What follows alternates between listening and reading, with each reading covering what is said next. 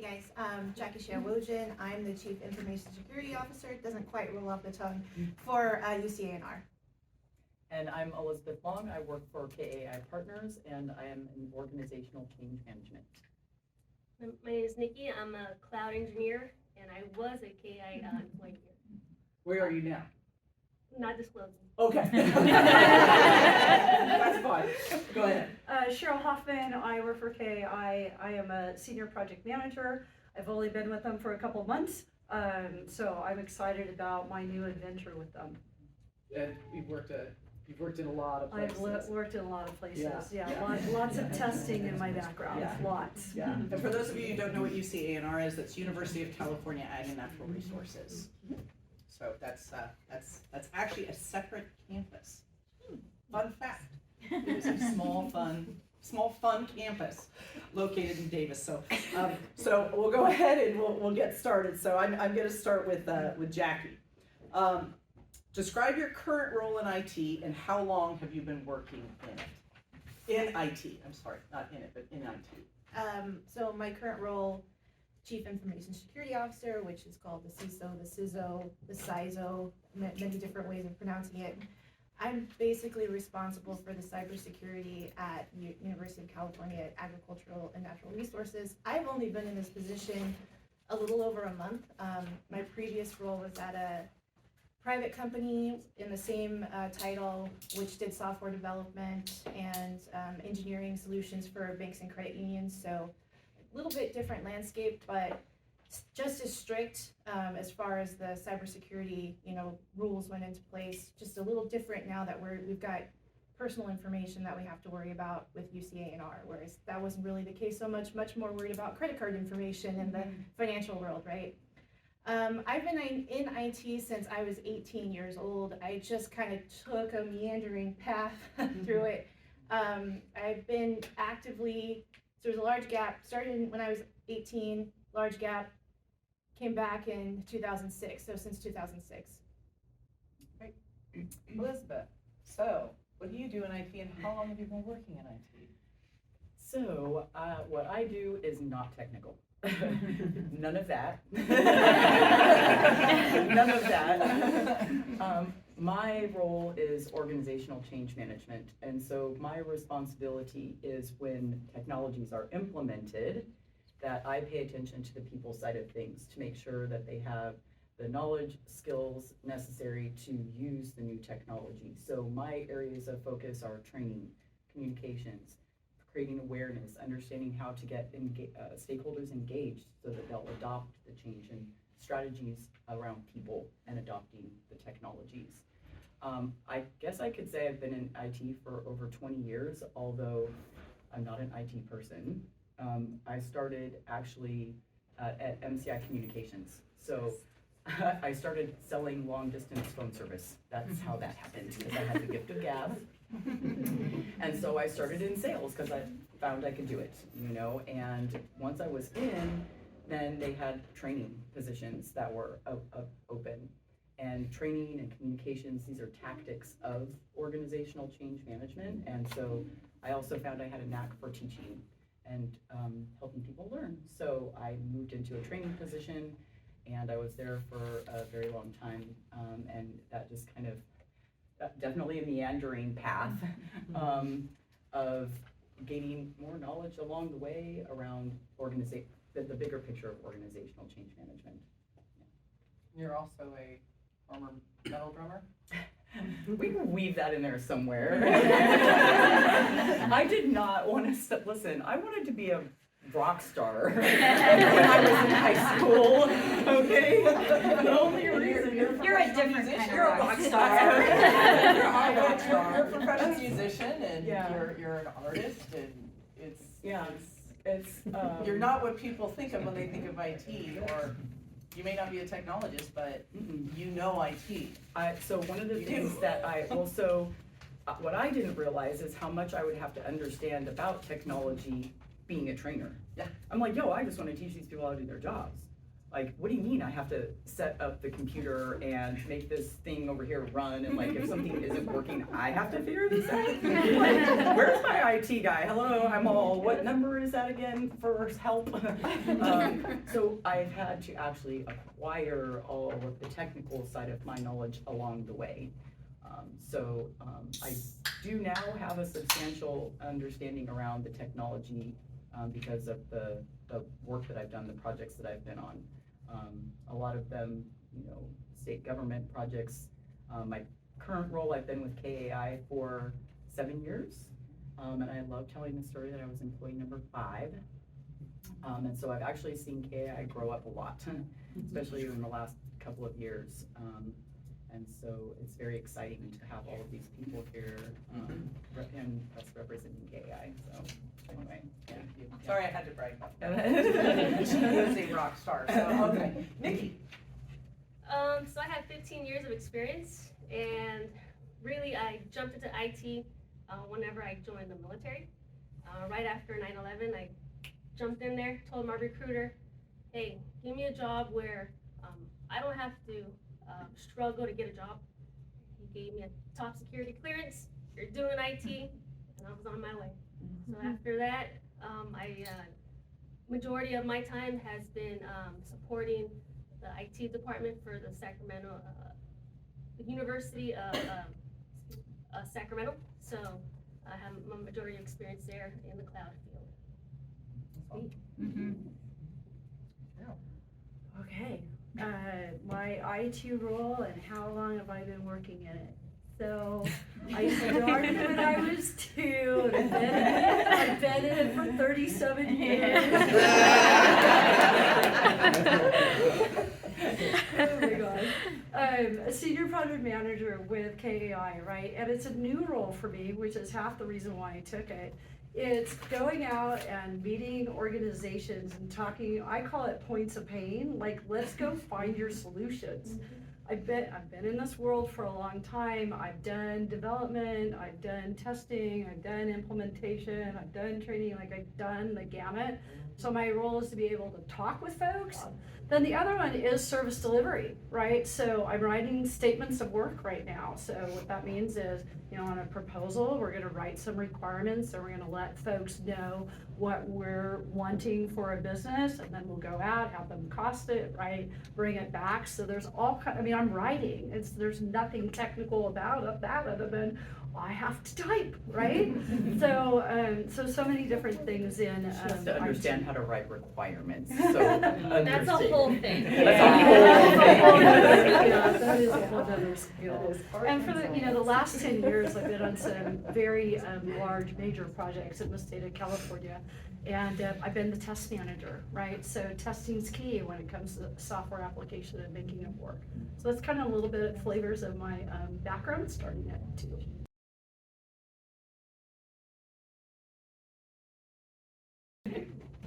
So way back when I was a senior in high school, and this is a true story, and I go over this so many different times, we got computers in our high school, the senior year I was in high school, right? So, you think back on that, right? You guys, a lot of you, cell phones and games and gaming, and oh my gosh, right? I was sitting, anyway, let me tell the story. You're always gonna get a story from me. So I'm, sitting there, I took a Visual Basic class that was my intro into computers. Hey, go take a Visual Basic class. That was super scary. Can you imagine getting introduced to, keyboards? All my Excel students are now very impressed by you. So, jumped into that and fast forwarded and so the careers at that time, I had such a wise mother, and I hope you all have good, wise people that are kind of mentoring you, whether it's, faculty or your parents or a good mentor on the side. It was my mom, and she goes, all right, I kind of looked at the industry. I grew up on a farm, right? She really looked at the industry, and math teachers are a good profession. I'm like, I'm good at math. I'm really good, okay, math teacher.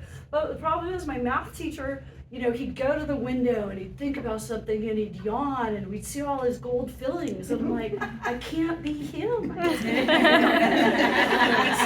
that was out. And then my mom was a nurse, and nursing was just off the charts, right? She goes, I'm like, Mom, I can't help people like clean up yeah, that's just, I can't do the nursing thing. So she's like, what are you gonna do? I'm like, business. Like, I'm gonna get into business. So, registered for business administration, and what do you think one of my classes was when I had to do my GE?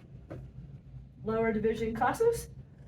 Visual Basic, right? I'm like, might as well sign up for that because I've already been there and done it. Aced it. Teachers make a world of difference. It really matters who you get as a teacher, people. Oh, yeah. And so I fell in love with it. And so I went back to my high school teacher and said, why was this so hard? He goes, Cheryl, I was going to the local junior college, learning the class, and coming back and teaching you. Right? So you have to think the dynamics of where I was at. So then I'm like, march on down to the Career Center. Well, what's a computer programmer make? And, what's this look like? And, oh, that's me. So changed my major to computer science, okay? In the computer science role. I'm good at math. Everybody's a geek. Like, everybody's all and geeks, like the kind of people that you read about way back in the day that, grew beards and had crumbs in their beard. And sat I mean, it's like, what's he gonna do? I don't want to be one of these people. You're like, maybe come out of your cave every once in a while.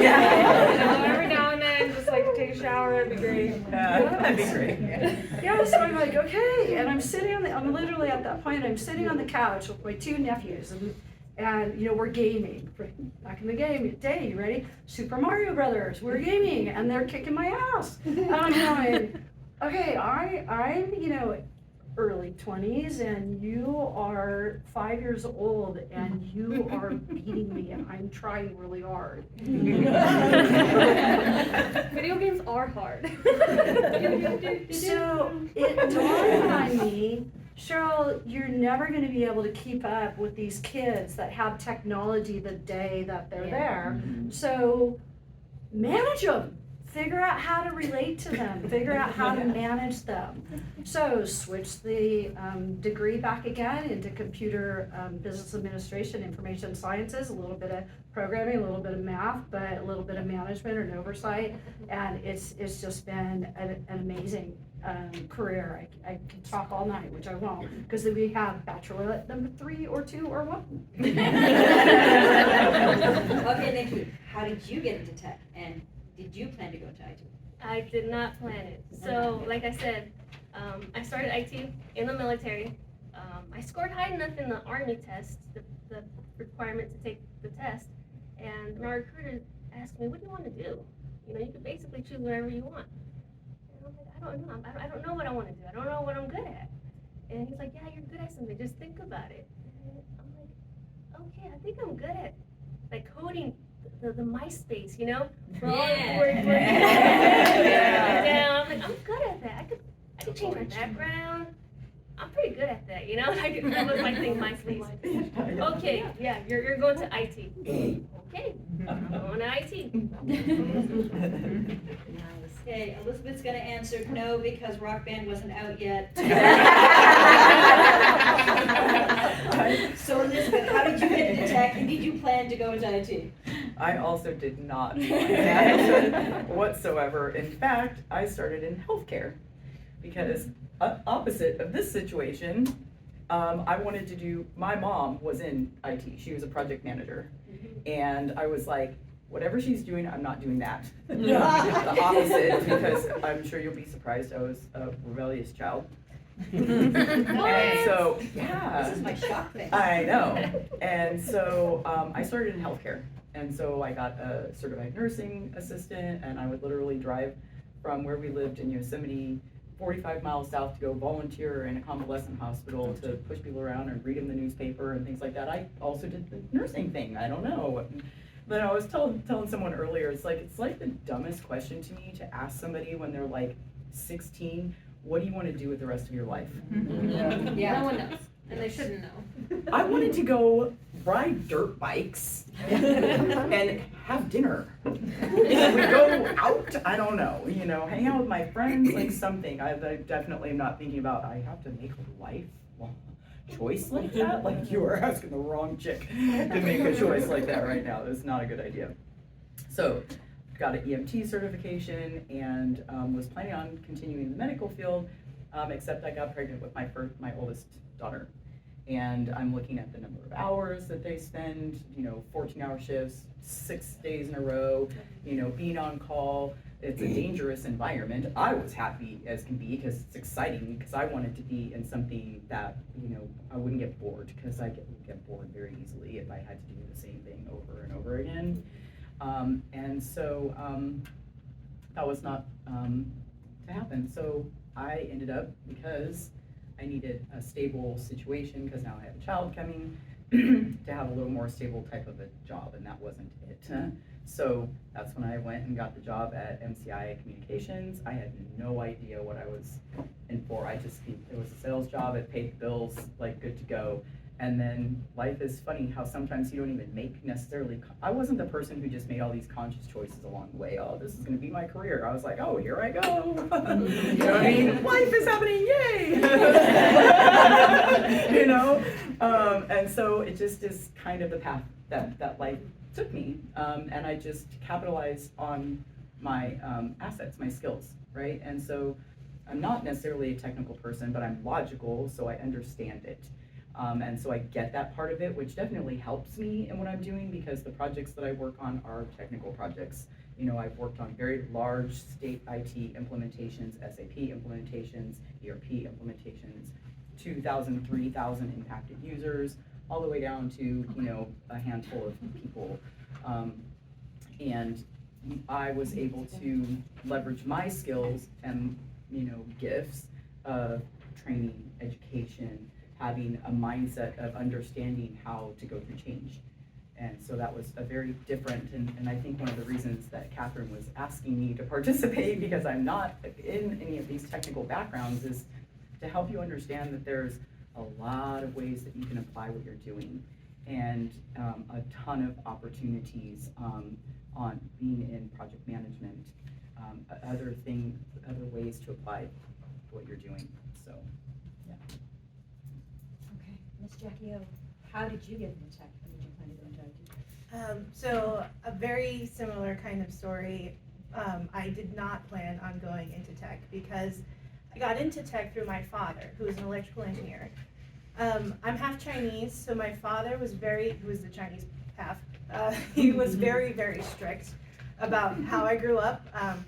As when I got to high school, he picked my classes for me, for example. So I took Pascal in high school. I took Pascal. I took HyperCard. I took AutoCAD, because that's what my dad picked out for me. So my dad had me building computers when I was like literally 5. I wrote my first basic program when I was 5, Hello World, I had a TI PC that we put cartridges in. This was way before Nintendo came out, to play games on when I was a kid. So I grew up with all that stuff, and my dad firmly pushed me in that direction, so I was like, hell no. I'm not doing it. I'm not gonna let my dad drive my life anymore. I was gonna be a doctor. So I went to undergrad and was pre-med. My major was in East Asian Studies with a minor in biology. Can you get more pre-med than that? I don't think so. So I worked at a hospital part-time while I was there.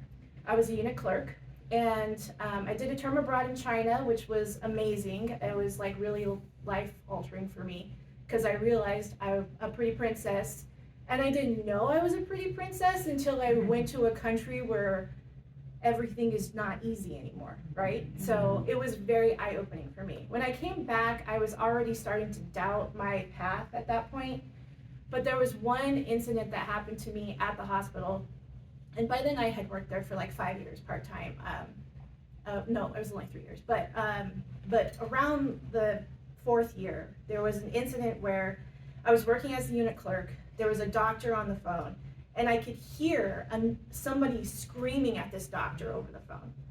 And I was like, what is going on? I had no idea. So I asked one of the nurses, like, who is that doctor talking to? I mean, who's yelling at him? And I'm thinking, it's patient's family, it's patient, it's something like that. And she goes, oh, it's Dr. Weinberg's yelling at him. And I was like, what? She's like, yeah, I don't know what's going on, but he's yelling at him. And the doctor who was sitting there getting just completely chewed out to the point where you could hear it halfway across the nurse's station was like a 60-year-old guy. And he worked in this group where Dr. Weinberg was the head of the group. He'd been working in this field for, probably 30 years at that point, and he was one of the most miserable people I had ever met in my whole life. And here he is being chewed out by this guy. And I was like, you know what? I'm not doing that. I am not gonna pay my dues this long to just have some dude chew me out over the phone because of whatever thing that I did, which probably wasn't even wrong, right? It was probably like you didn't fill out your TPS reports or something. It wasn't even probably real. So I kind of dabbled for a little bit. I thought about going back and getting my PhD and doing teaching. I really love Chinese history, and I learned a lot when I was in China, so I thought about that. And while I was kind of thinking about those things, another position at the hospital that I worked at opened up to basically head up their project to move to electronic forms. So I did that, and that position was only for like 9 months, and during that time, my husband and I decided we would move back to California, where his family was. I was in upstate New York at this time. And we came back, and it just so happened that the company that my father-in-law worked for was looking for an electronics form designer. So I started there and kind of worked my way up until eventually everybody else was gone. It's kind of like a Highlander, there can only be one kind of situation. And I ended up being the CISO. So it took a long time for me to get there, and the company got bought out by an international company, but that's kind of how I went. Around 2010, I was like, hey, I think you're probably gonna be stuck in IT, so why don't you get some like academia behind you? So I went ahead and got my master's degree from Boston University, which I did online because by that time I was a mom and I needed some options, but I didn't want to just pay a bunch of money to a private university that wasn't accredited. So luckily at that time, Boston University was kicking off their, online stuff and doing a really good job with it. So went through that and here I am. Long meandering road. Yeah, exactly.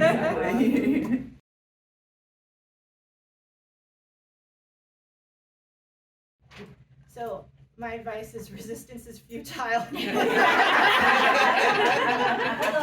I need to know which one you are. Or queen, no. Nice, okay, good. I think I would have told myself, because my very first job was in IT when I graduated high school before I went off to college. And I was working for a pharmaceutical company, and I was building computers for them and deploying them, and they called me the little girl in IT. I know. Yeah.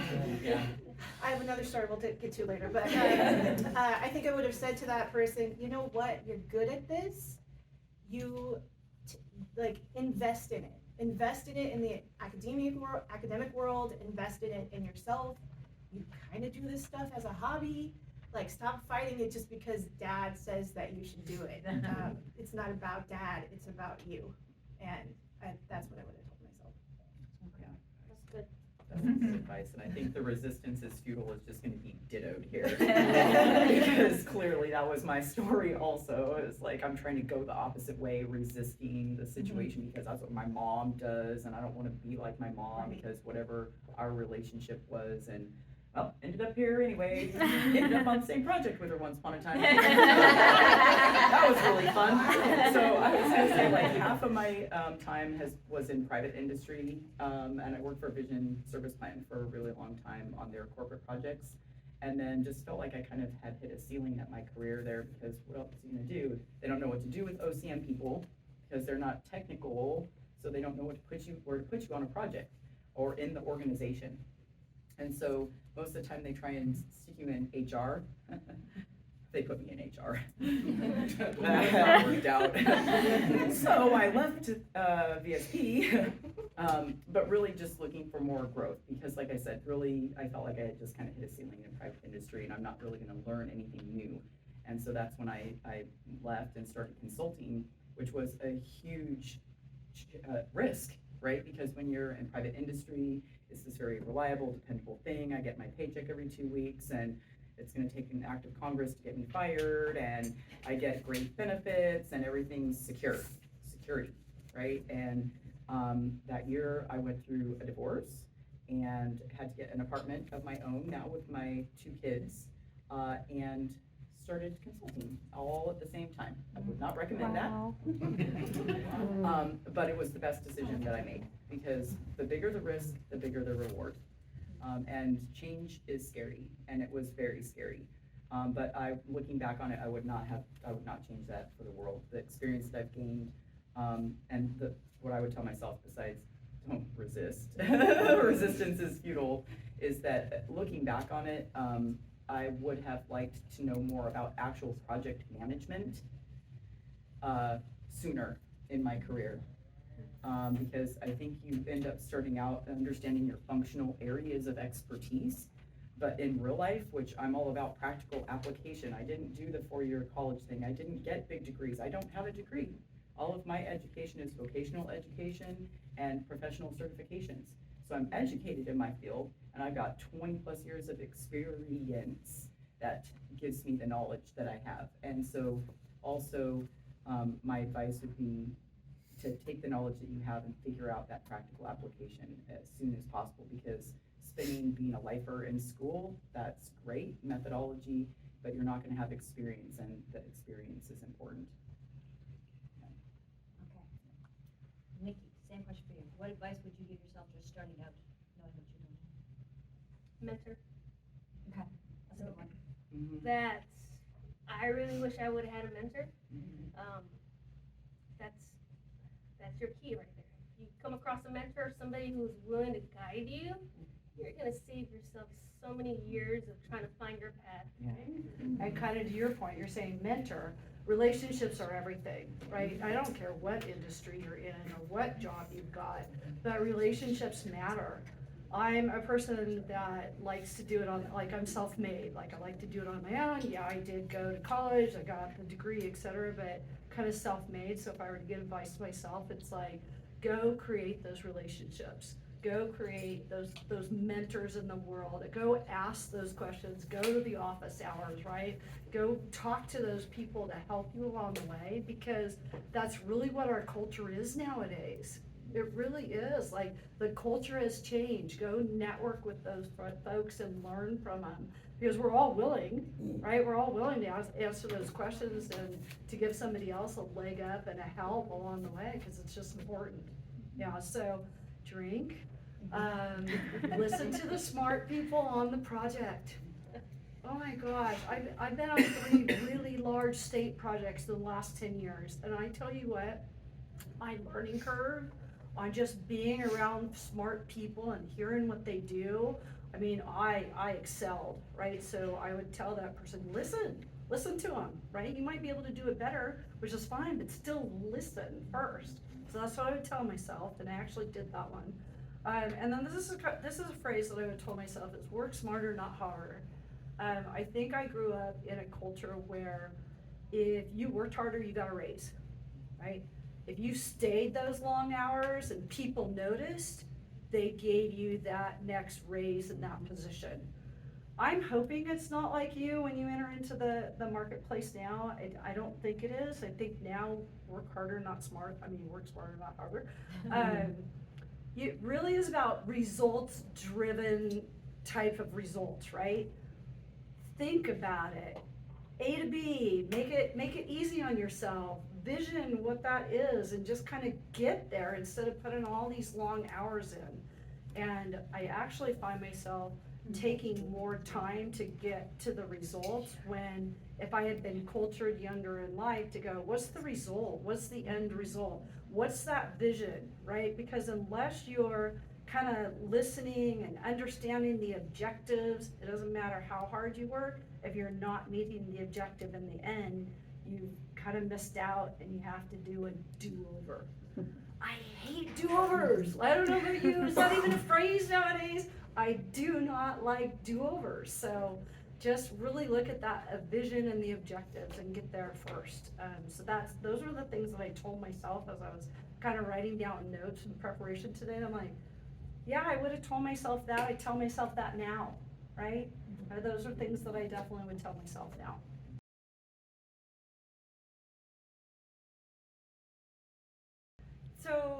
so I focus on women in tech. What does it mean? Like, I just can't even think in that direction, right? So the place I went to, well, I'm just as smart as anybody else, right? Man, female, what, I'm just as smart.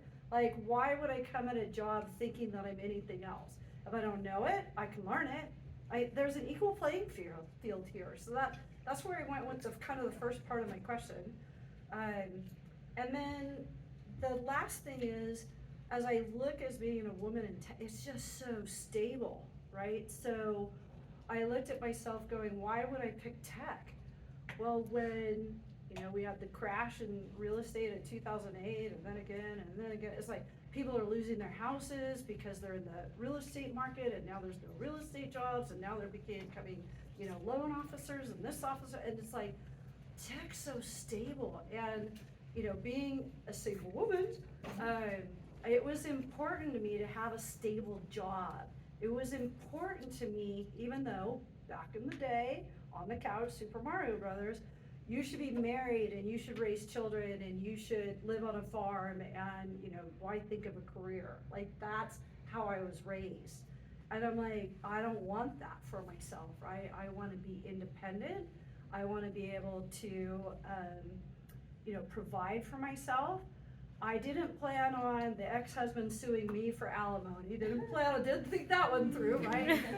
But I mean, it's like, it's a stable industry and it supported me so well through the years. I can remember having kind of like being in the car and on my first job and I'm never gonna make $22,000 in my lifetime. I mean, that was a real, like, in tears, like that overachiever coming out in me. And now I look back on that time and just how my career has grown in the tech industry and going, oh my gosh, right? I've done pretty well for myself and where I want to be. So that's kind of my story on women in tech. All right, Nikki, how would you summarize your experience as a woman in tech? Lonely.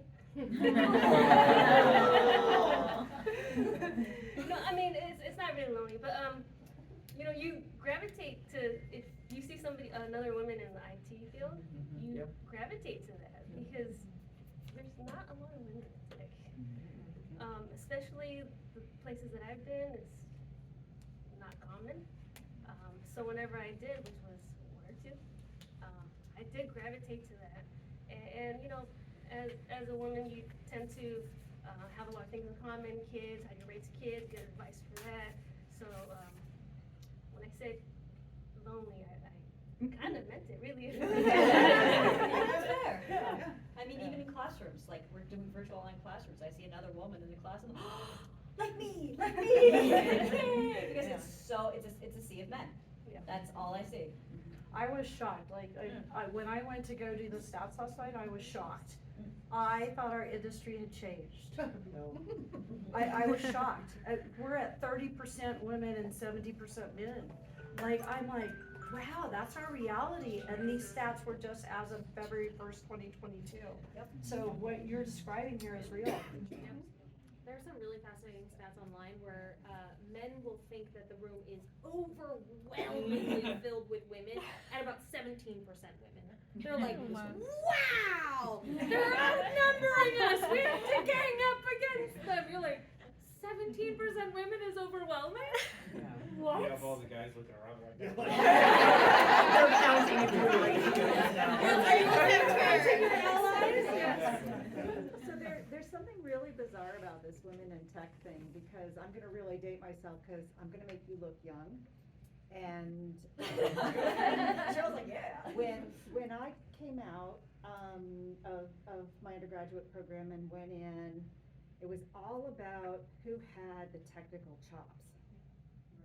And almost all the people I was working with in a pre-sales technical role were women. There were a few men, and I'm talking about entry-level systems to the big, okay, this really is gonna date me, mainframes. There's nothing wrong with mainframes. And there was,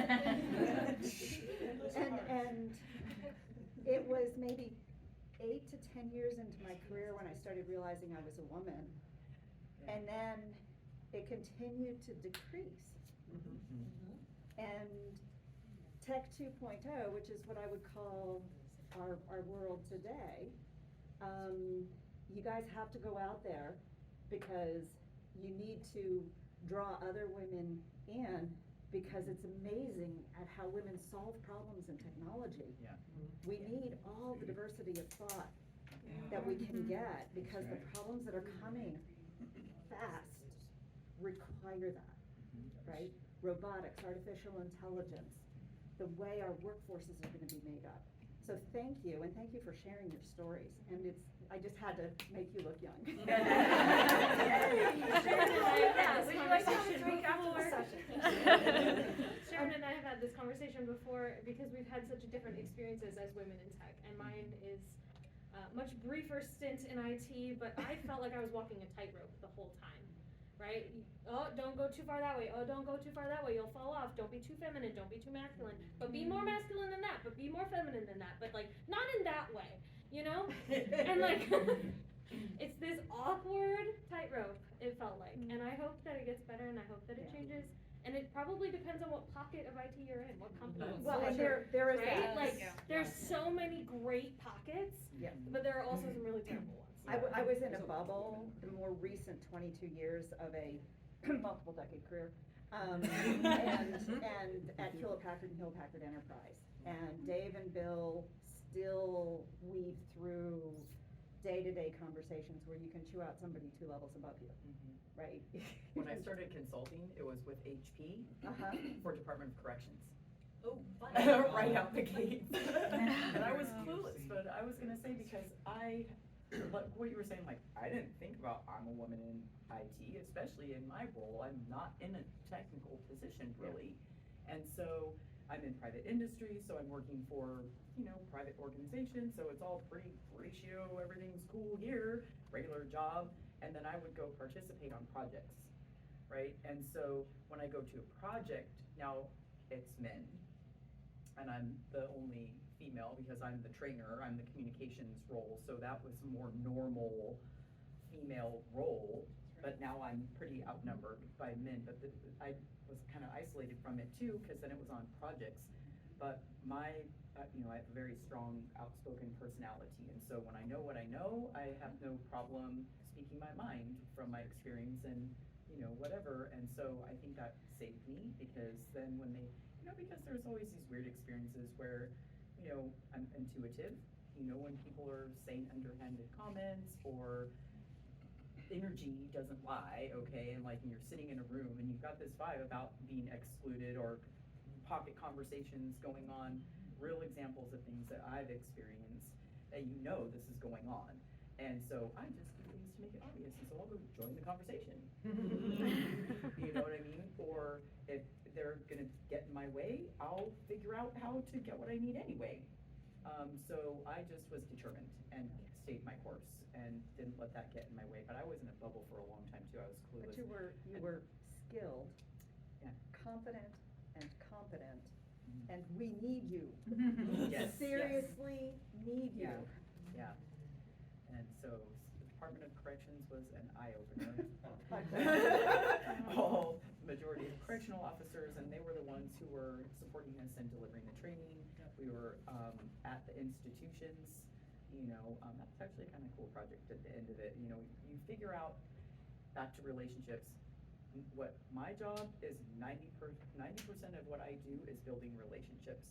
That's it. And I don't think it matters if you're in a technical role or you're in a people role, that those relationships are what is the most critical part of your job. Whether it's knowing someone so that you can get into a place where you want to be and be a stalker of, because then they're, hey, you know what? One of the things I did learn this from my mom, though, is, I had to give this advice to my other daughter, not this one. Don't just apply for a job or put out a bunch of applications and expect that people are gonna come hunting you down. It doesn't go like that. You apply for the places that you want to work, and then you hound them so that they remember who you are, and they hire you to shut you up. It sounds like we've all been That's how having I these learned conversations with our children. Yeah. You love them and you want to work there. And it worked for me, So, because what that shows is your interest. It shows this is what you really want, and you go after things that you're passionate about and that you're gonna be committed to. And so when they see that passion and that commitment, that's an attractive thing, that people wanna hire people who are gonna be committed and have passion for what they do. Different kind of committed, not the. That's a whole story. Yeah, Okay, Elizabeth, did I ask you, how would you summarize your experience as a woman in tech? that was what I just said. Okay, the whole, that was. Okay. I would say, yeah. I loved Move on it. so I can It was good. save time. I loved it. It was beautiful. Jackie. I would say both infuriating and deeply satisfying, because my whole career, from the time I was the little girl in IT to this day, I am constantly second guessed on my skill level. But there is nothing I love more than proven. So good. Solving that Love it. problem, that Solving really tough problem, problems. solving that, Yeah, so good. you don't have to say the words, just let those actions. I don't, speak for I don't themselves. say anything, That's right. and here's my other story Yeah. about, that goes with the little girl in IT. So, in my previous job, where I was also the CISO, we were implementing some very, very difficult PCI. If you guys don't know what PCI is, it's payment card industry requirements that you have to follow if you're doing anything with credit cards, right? So my job was managing this company that produced software that printed debit and credit cards. So pretty big deal, right? And we had to follow some very strict guidelines because we allowed the printing of debit and credit cards at bank branches and credit union branches. So they decided that, they being Visa, the big company Visa, decided that we would need to adhere to these specific standards. So I took on the role of CISO to implement these standards, and one of the things I had to do was build out a high security area. And the standards that came with it is you had to build it out with concrete like walls. It had to have a man trap, meaning there were double doors that only one person could enter in at a time. And then there had to be bullet resistant glass behind one of the doors where a guard would sit to check people before they went into the high security area. It's standard stuff. So I worked with QTS, a data center up in Sacramento, to get this built out inside their data center and on their data floor. And while I was reviewing the requirements and working with them, I thought, like, this is cool, but I think we need a button on the side of the guard's door to actually let them into the second door, because otherwise, well, I could just go right in by myself. I've done it a million times. So I asked them to go ahead and put a second button in, so the guard would actually have to press the button before anybody could enter into the second room. So I go out there one day to visit, and there's a tech guy in my suite putting in these new requirements that I'd asked for. And he said to me, like, once I put this button in, like, you're not gonna be able to go in there anymore by yourself. And I was like, yeah, I know that. And he's like, okay, good, because I was talking to the director of operations, and he said, oh no, if you do that, the girl's not gonna be able to do her work anymore. And I was like, the girl? Oh, I'm the girl. Oh, okay. And he said, well, I told him she was just gonna have to ask her boss. And I was like, that's cool, I am the boss, so it's good. I said, that's fine. And he was like, oh, right on. It's all anywho. Yeah. So you don't have to say, like you said, you don't have to say like anything other than be who you are to prove that you are talented and smart and you know your shit. Yeah. I know my shit. Otherwise I wouldn't embark on the conversation, or I would say like, teach me, I want to learn, right? But it is satisfying to put people in their place. And you're gonna get it from everyone, not just men, although men are the people that do it the most.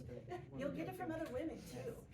I think some women who have climbed that ladder in IT are very protective of themselves because they fought hard to get where they are, and they don't trust easily. Some of them, there's not a lot of them. So you're gonna find that, and you're gonna have to break down those walls with them too. It's not just men.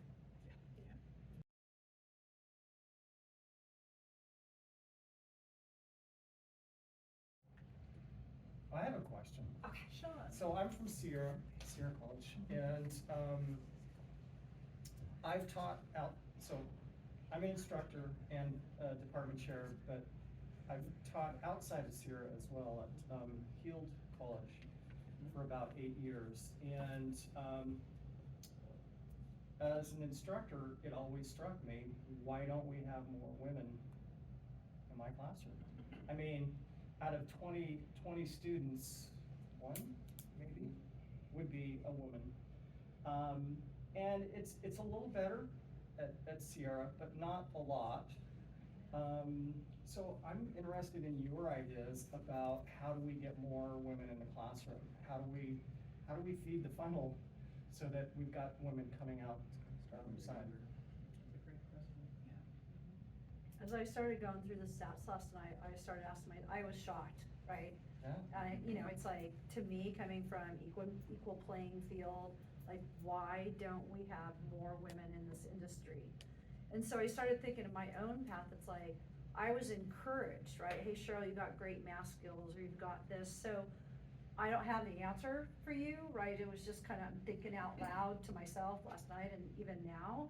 It's like, it's got to start young, right? Don't you think we have to mentor kids who are gaming and, hey, would you like to be able to program your face on this animation someday and make it, available for everybody? Like, where does that mentoring happen? And I don't know, right? Because I'm not a mom, but, for moms in the room, are you starting young to let women know that IT's a great career?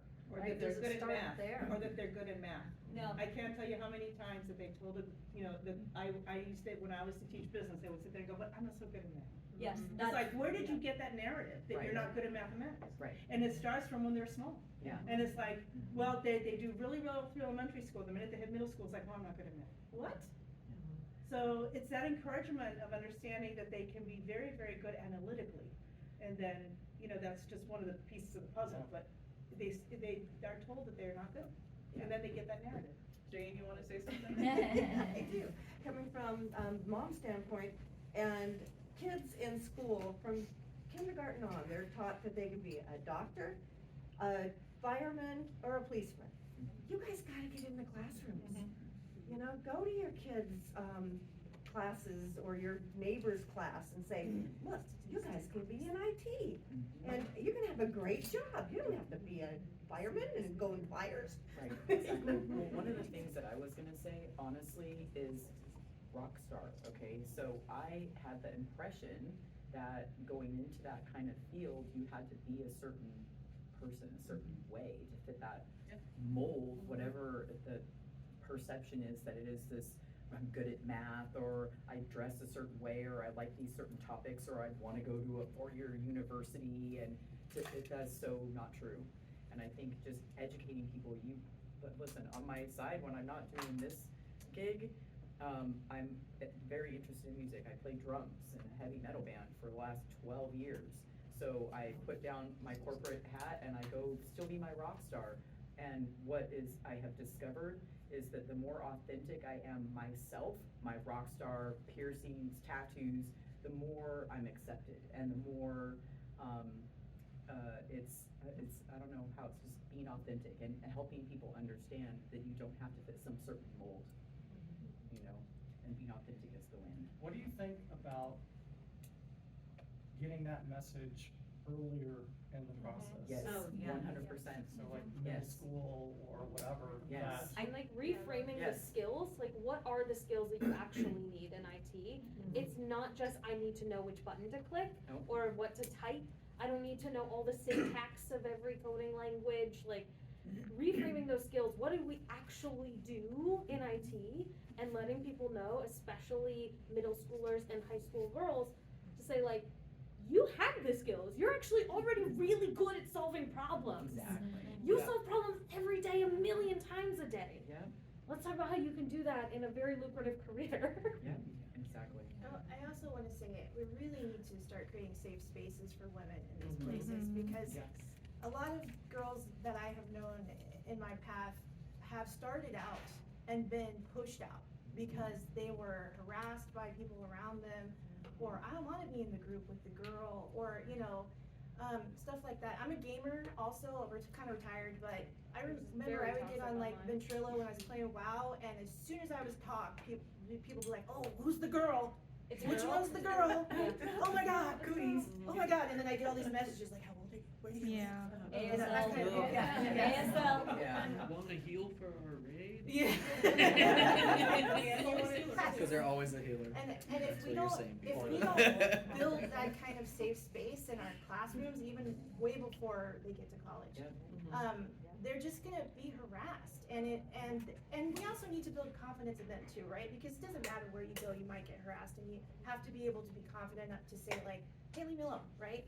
But it's just way more prevalent in tech. I mean, I'm sure you guys, most of you heard about what happened at Blizzard.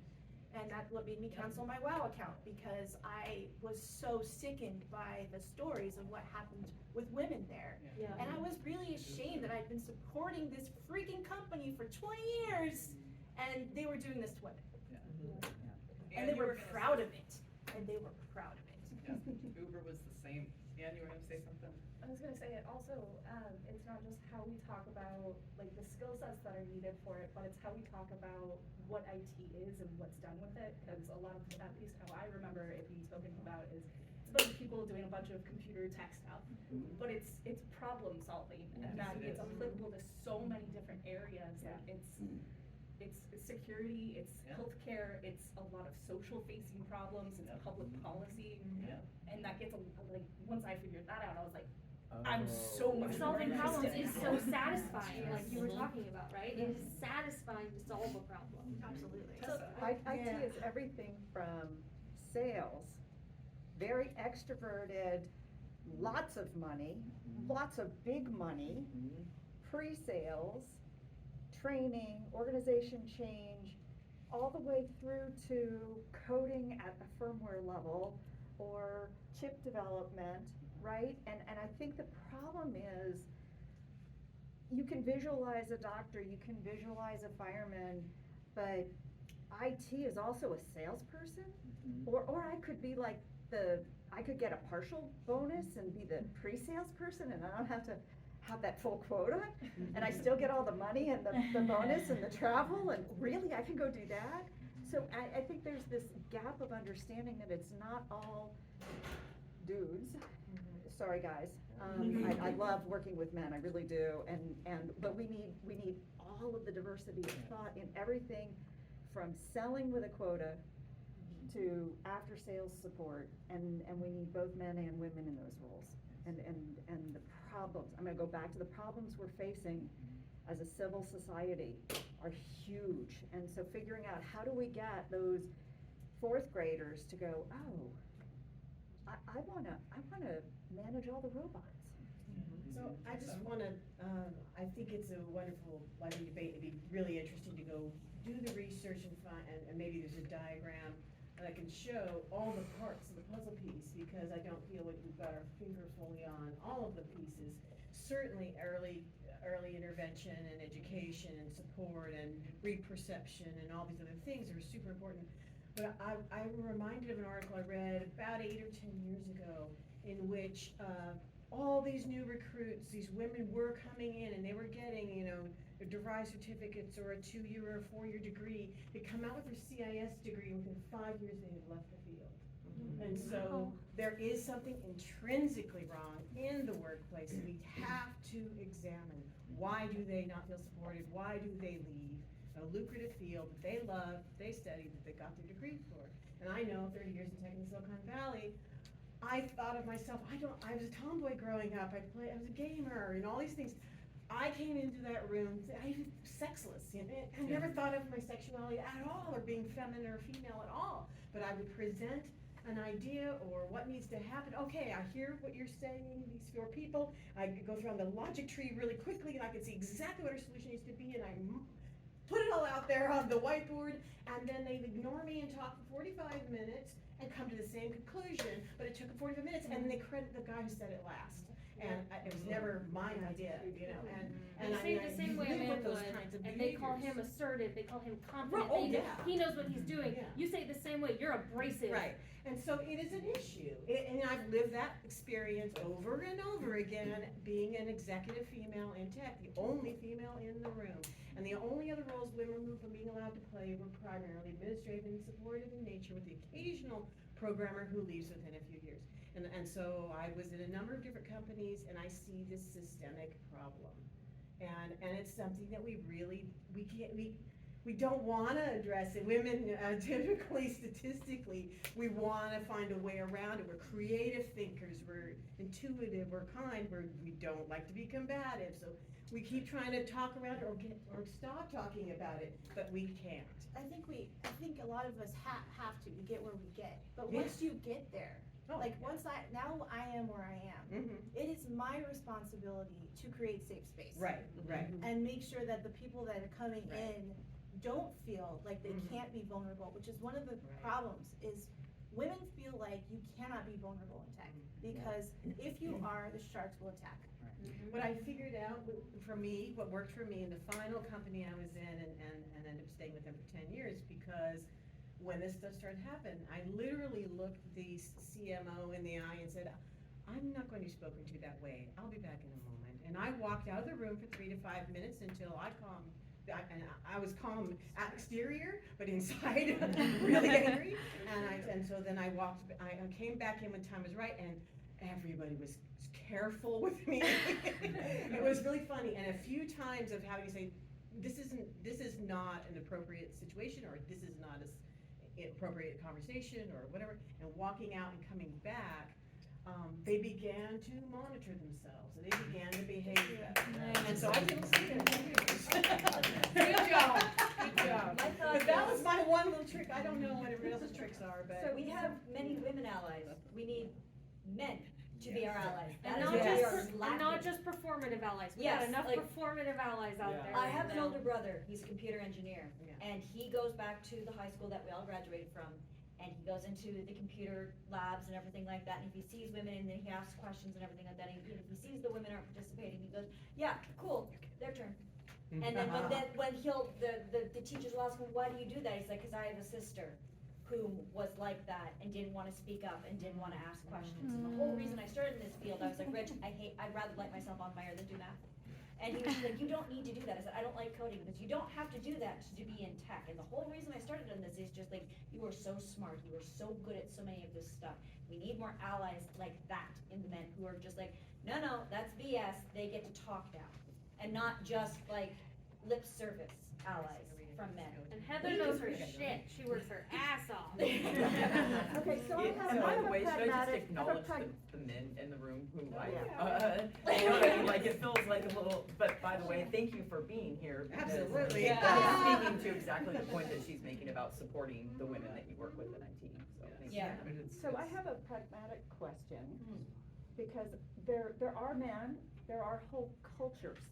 So the bit about the quiet person in the room, that doesn't have to be a gender thing either, right? So one of the things, the first month working for Hewlett Packard was getting taught how to make sure that the quiet person in the back of the room, who always has the answer, they always have the answer. The quiet ones are the scary ones, yeah. No, they have, and they have the best answer. Yeah. But they're not gonna Really tell you interesting unless you thinkers, ask yeah. them, and it doesn't matter the gender or anything like that. And it showed up over and over and over again, but my question is, so when I took the position at HP, I took it because the company had a reputation of being the very best managed in the industry, and I had many other choices, solid, and a couple of them paid more. But where are the HPs today, right? Which are the companies? Is it Facebook? Probably not, right? You know, pockets of Intel, probably. I like my Right. pocket of Intel, yeah. Yeah, I have another friend who worked You've at worked Intel. hard. Yeah. So I have a honestly lot of think mail part of it is outlets. also, getting those cultures and those pockets But palpable. still, they ask you to be the one to take notes. You know, I assign other people to take notes. I take good notes, Yeah. it's, Well, okay, notes are also power. Yeah. There's a lot of power in that. But the question is, how do we find those cultures and help get women in tech and men in tech that are of the right culture into those internships, and then continue to grow those cultures to make them bigger, to get back what we lost? Cause we lost something. We absolutely did. I mean, going back to the 60s or even the early 50s, the title computer was a job. It was a job that was primarily done by women Yep. who were excellent at these long form calculations that men looked down on constantly. It was, oh, she's just a nice little computer. You know, go send her the figures, she'll calculate it for you.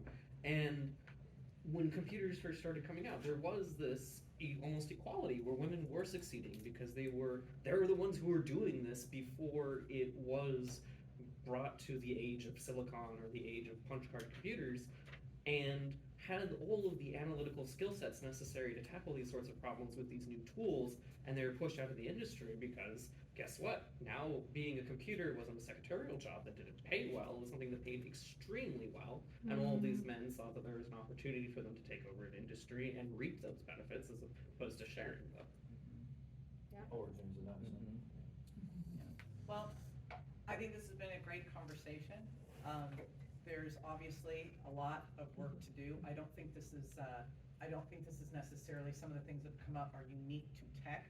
I have certainly endured and tolerated a lot of things myself, but it did not prevent me from getting to where I am. And I am proud to say, maybe I'm biased, but I think KI Partners is a very gender neutral place to work. Yes. I'm pretty sure we're just about 50-50. Yeah. Yeah. So, but anyways, I first off, I really want to thank our panel for.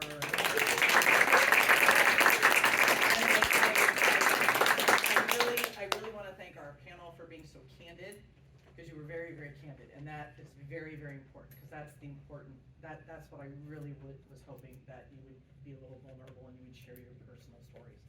I encourage you to connect. I encourage you to connect with people.